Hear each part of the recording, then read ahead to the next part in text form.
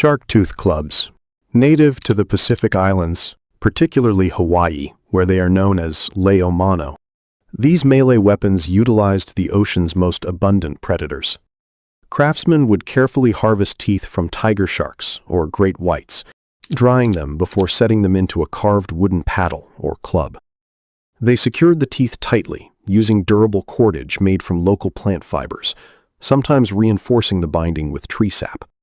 Instead of relying on crushing force, like a standard wooden bludgeon, this design was meant to slash and tear bare skin. A warrior swinging one of these could deliver devastating lacerations in close quarters, making it a highly respected tool in traditional island warfare. Stingray spine daggers. Coastal and island cultures around the world recognized the natural defensive power of the stingray and adapted it for their own use. The tail spine of a ray is naturally serrated, coated in a mild venom, and brittle enough to break off inside a wound. Artisans would carefully remove the long, barbed spine and attach it to a handle made of wood or bone. In combat, these small blades were often used for thrusting, where the backward-facing barbs caused severe damage upon extraction, and frequently left fragments behind to ensure a lingering injury.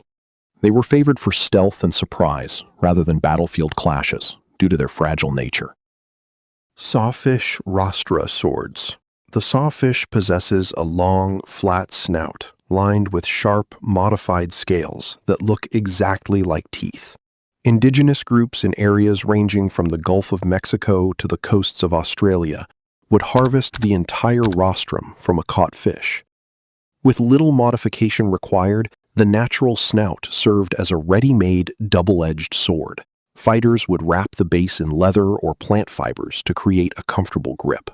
When swung, the densely packed natural blades could catch enemy weapons, disarm opponents, and inflict deep, jagged cuts, turning a bizarre natural adaptation into a highly effective slashing weapon. Cassowary bone daggers. High in the mountains of New Guinea, indigenous warriors crafted close combat weapons from the remains of one of the world's most dangerous birds. The thigh bone of the cassowary is incredibly dense, evolved to support a heavy, flightless body capable of lethal kicks. Carvers would split the bone lengthwise, grinding the edges down to a sharp point while often leaving the joint intact to serve as a natural, ergonomic hilt. These daggers were highly prized for their structural strength and were intricately carved with spiritual motifs, serving as both functional tools for finishing off opponents and profound symbols of a warrior's status. Walrus ivory spearheads. In the freezing expanses of the Arctic, metal was virtually non-existent, forcing the Inuit and other northern peoples to rely on marine mammals for their hunting and combat tools. The dense tusks of the walrus proved ideal for carving heavy, durable spearheads. Ivory is less prone to shattering in sub-zero temperatures compared to wood or ordinary bone, making it exceptionally reliable when striking hard targets.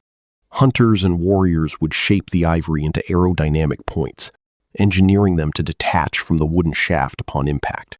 This allowed the point to remain embedded in the target while preserving the valuable wooden pole. Jawbone clubs. Throughout North America and Polynesia, the lower mandibles of large grazing animals or marine mammals were repurposed into formidable striking implements.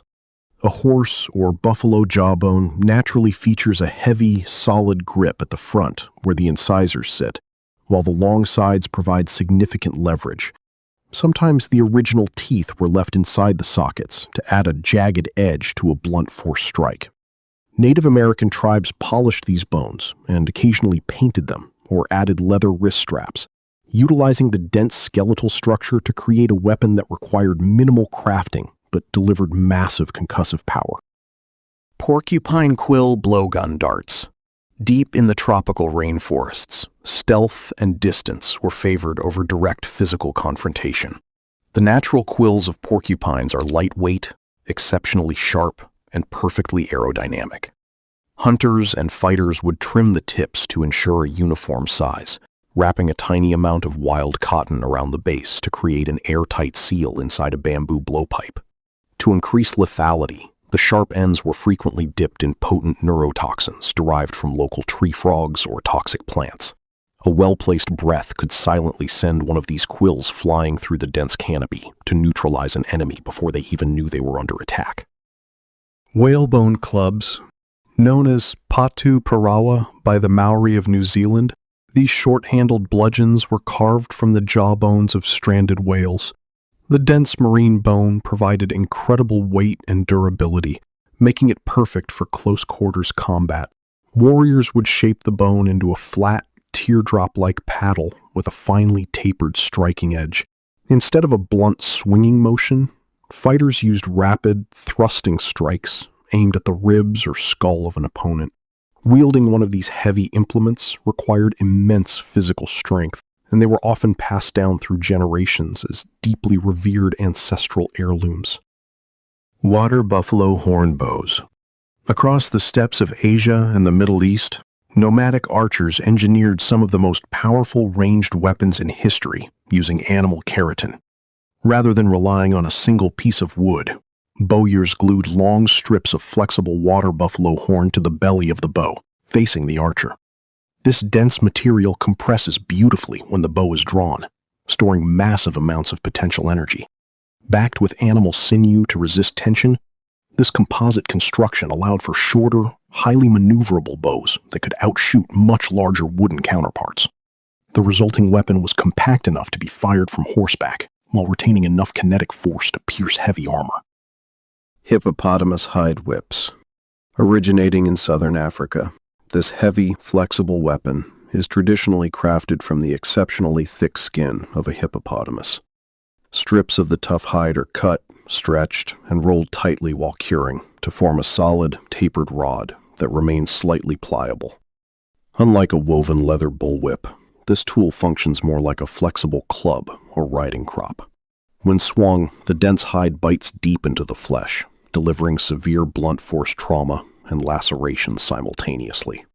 It was originally developed to drive large cattle and deter dangerous predators, but it quickly found a brutal application in interpersonal combat and self-defense.